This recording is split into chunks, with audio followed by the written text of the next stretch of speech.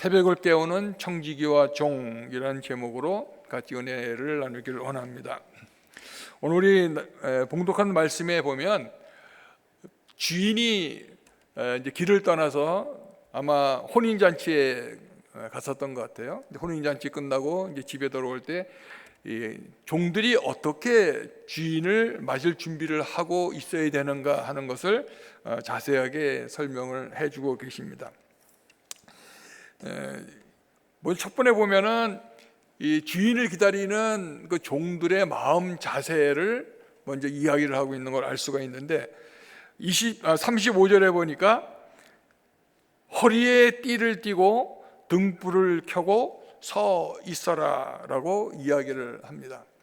이 허리에 띠는 무엇을 상징합니까? 우리가 보통 이제 잠을 잘 때는 옛날에 이제 유대인들은 겉옷과 속옷이 있어서 이렇게 축 늘어지면 허리띠를 매지 않고는 어디를 나갈 수가 없고 일을 할 수가 없죠. 허리띠는 잠을 잘 때를 제외하고는 항상 허리에 띠를 띄어야 되는데, 특히 하인은 항상 주인이 올 때를 준비해서 그 띠를 띠고 있어야 되는 거죠. 허리를 띠를 풀고 있는 사람은 지금 잠을 자고 있는 사람을 이제 상징하고 있습니다. 그러니까 주인이 도대체 언제 올지를 모르는데 이 주인이 오는 그 시각을 통해서 그 사람의 충신도를 이제 알 수 있다고 이야기를 하고 있어요. 언제 올지 몰라요. 오늘 보니까 뭐 2경이나 될지 3경이나 될지 주인이 올지를 모르는데 그 늦게 오는 주인을 위해서 준비하고 있으라는 겁니다. 깨어 있으라는 얘기죠. 근데 깨어 있을 때 준비자의 첫 번째가 이 허리에 띠를 띠고, 우리가 단순히 그냥 옷을 입기 위한 띠를 상징하는라기보다는 이것은 늘 주인을 맞을 준비를 하고 잠에 들지 않고 기다리라는 겁니다. 여러분, 출애굽기 28장에 보면은 하나님께서 모세를 통해서 이스라엘의 백성들에게 그 제사장들이 입을 옷을 이제 하나하나 설명하는 장면이 나옵니다. 물론 레위기도 또 나오지만 출애굽기 28장에 먼저 처음으로 그 아론 제사장과 그 자손들에게 입을 의복을 얘기할 때 이 바깥에 입는 옷을 보니까 에봇이라고 우리가 얘기를 합니다. 에봇 의복을 입고 보면 가운데 12지파의 이름이 되어 있고 둠림과 우림을 또 채우고 허리띠를 매게 되어 있습니다.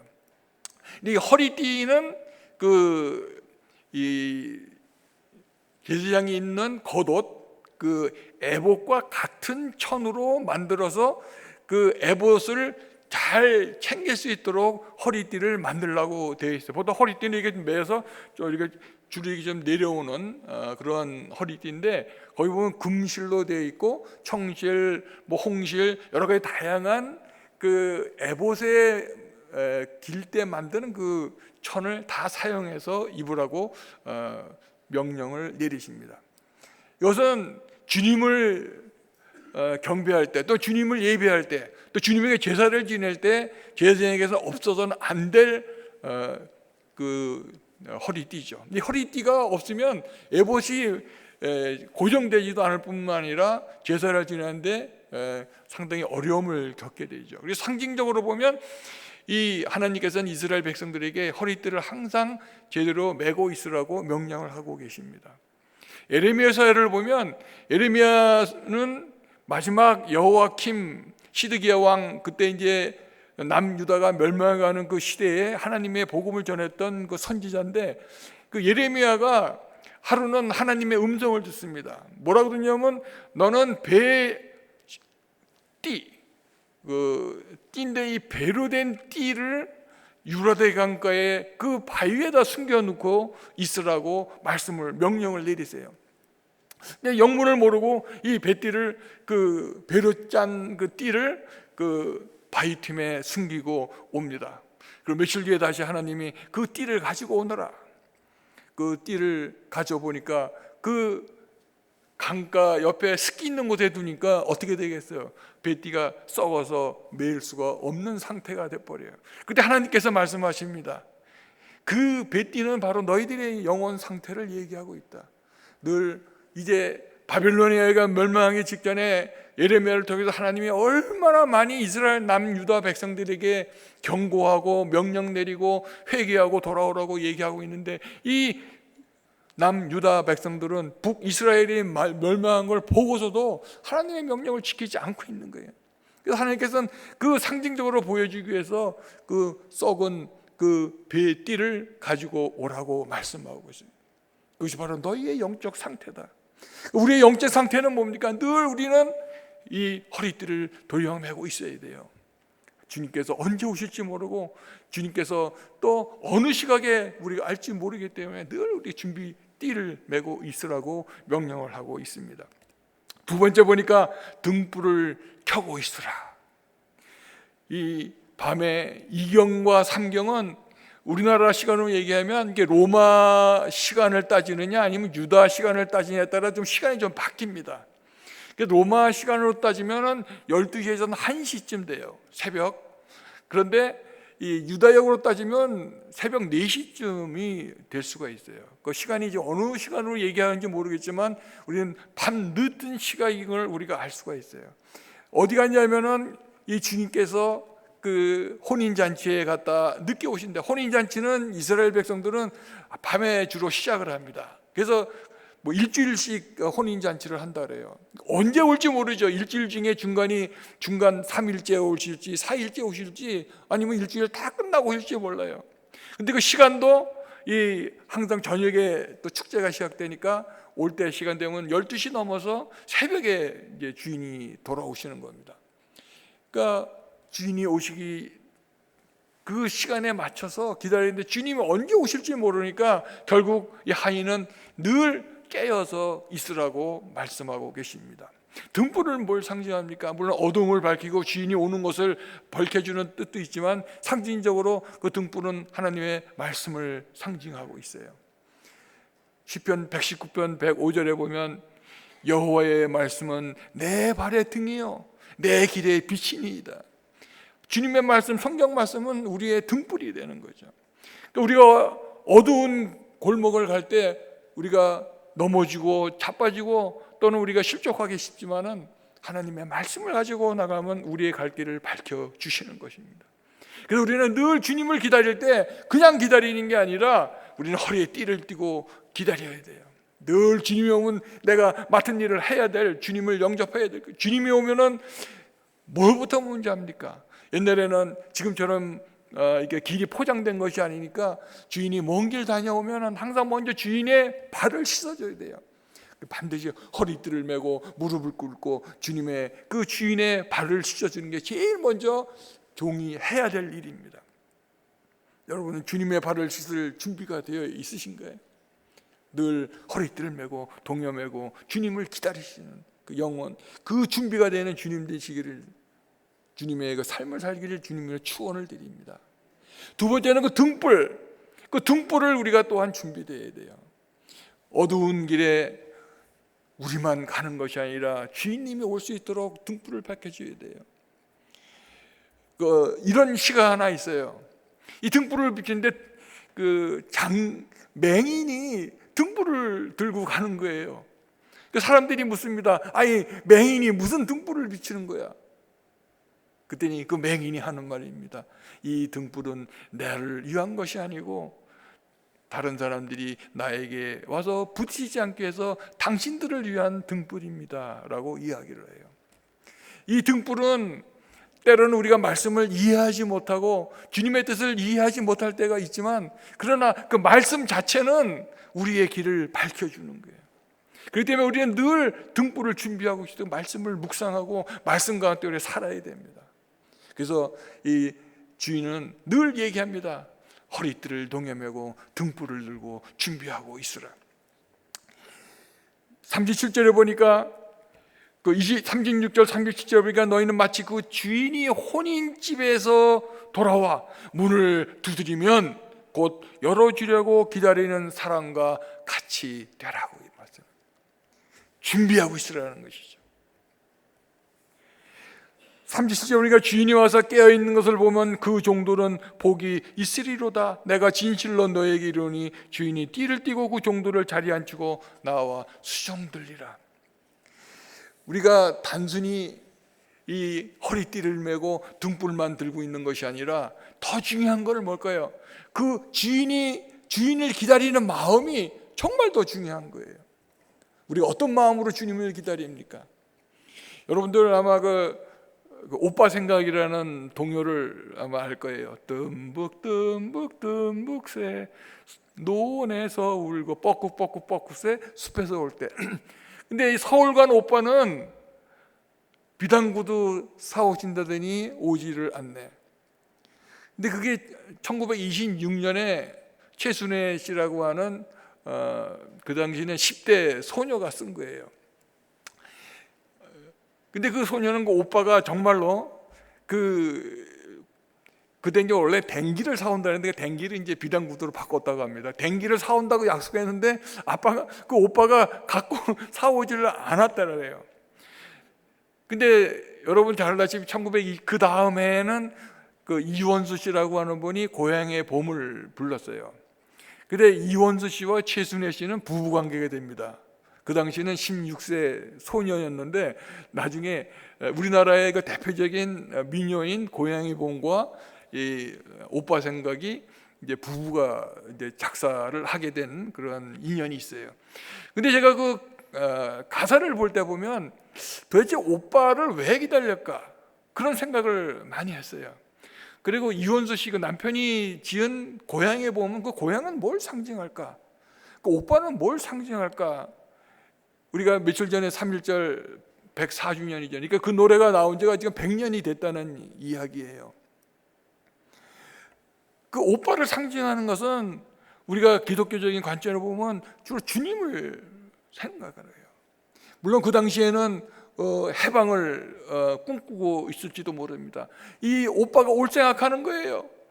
그 조국의 해방을 기다리고 그 조국의 아름다운 광명을 기다리는데 그 오빠는 아직 오고 있질 않아요. 그 비단구두를 사온다고 약속을 했지만 아직 그 오빠는 오고 있지 않는 그 애절한 소녀의 마음을 통해서 우리 민족의 그 애달픈 그 해방을 대한 그 꿈을 아마 그리고 있는지도 모릅니다. 이원수 씨도 마찬가지죠. 그 고향에 보면 뭡니까? 우리가 그 어렸을 때 해방된 다른 나라의 엇박을 받지 않는 우리 민족을 그리는 그러한 고향, 그 고향의 봄을 그대리고 있었죠. 근데 여러분들은 주님을 여기서 보면 그 허리띠를 메고 등불을 들고 주님을 예배하는데 그 준비하는 그 모습보다도 더 중요한 건 마음 자세가 더 중요한 거예요. 이제 오실 주님을 우리가 기대하는 마음. 여러분들은 그 어떠한 마음으로 기대하고 있어요? 마치 그 오빠가 비단구두 사온다는 그 마음, 그 말 한마디를 믿고 오빠를 기다리는 그 간절한 마음이 있나요? 우리 성경으로 얘기하면 사슴이 시냇물까지, 목이 마르는 그 사슴이 시냇물까지 갈급한 그 영원 그 준비하는 기다리는 마음, 그것이 그 주인이 그 하인을 통해서 바라는 그 마음이기도 합니다. 여러분들은 이제 주님이 언제 오실지 모르죠. 이것은 그냥 단순히 하인과 또 집 주인의 얘기로 끝나는 것이 아니라 오늘날 우리에게 주시는 말씀은 이제 주님께서 우리에게 오실 그때를 우리가 어떤 마음을 가지고 어떤 준비를 하고 기다리고 있는가, 그것을 우리에게 가르쳐주고 계신 것입니다. 허리띠를 메고 등불을 메고 간절한 마음으로 주인이 오시면 발을 씻기고 이제 주님을 맞을 준비, 그것을 하고 있는 저 여러분 되길 주님의 이름으로 축원드립니다. 그러면 그냥 기다리고만 있는 것이 이 하인이 할 얘기는 아니에요. 여기 오늘 그 읽은 봉독한 말씀에 보면 청지기가 나오고 종이 나와요. 근데 청지기나 종이나 똑같이 종입니다. 섞어서 이렇게 쓰고 있어요. 근데 이 청지기와 종의 큰 차이는 전체적으로 볼 땐 같이 다 주인의 입장에서 보면 하인이고 종이죠.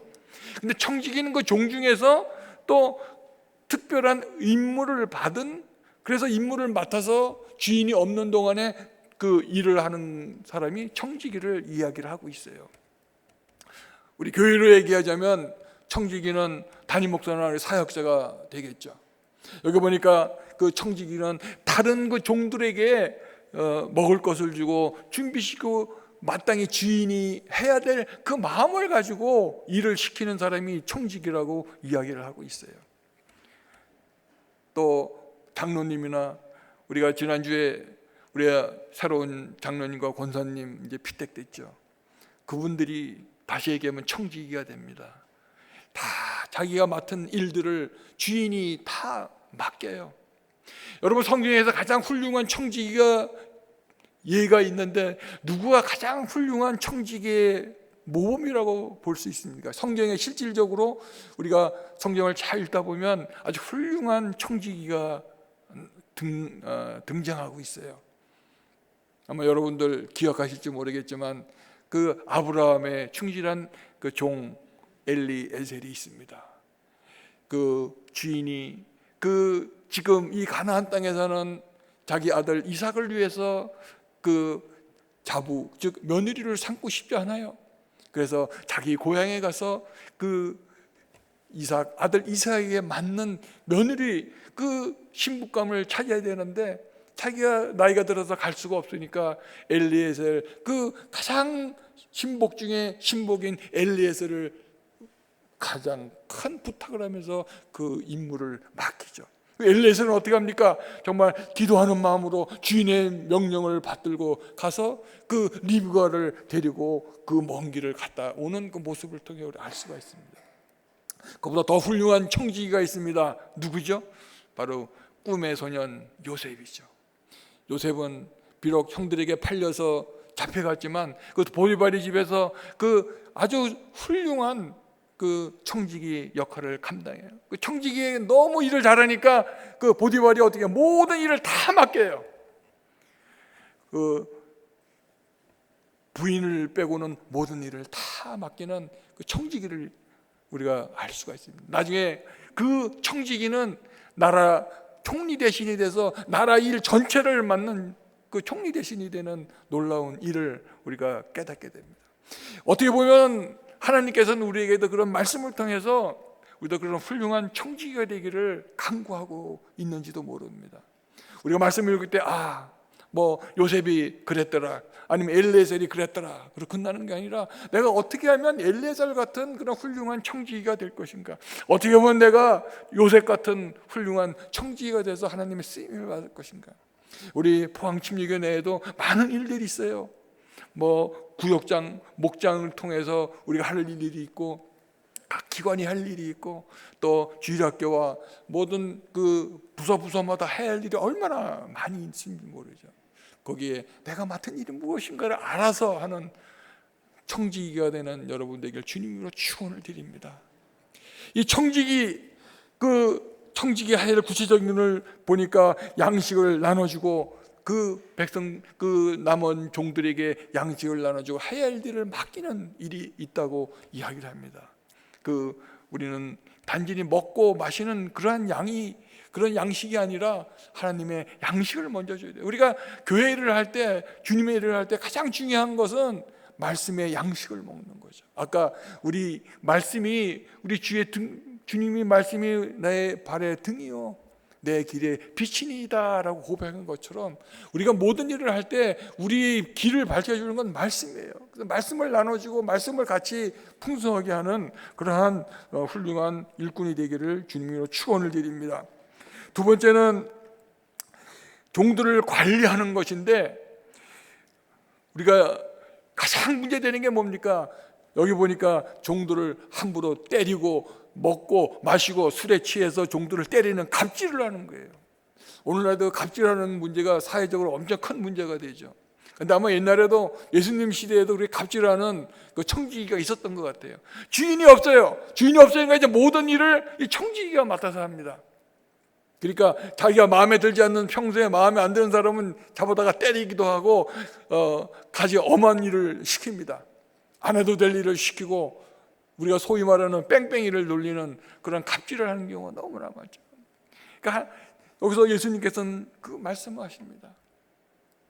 내가 없을 때, 주인이 없을 때 술에 취해서 먹고 마시고 그 하인들을, 다른 종들을 때리고 구박하는 그러한 일을 하지 말라고 말씀을 하고 있어요.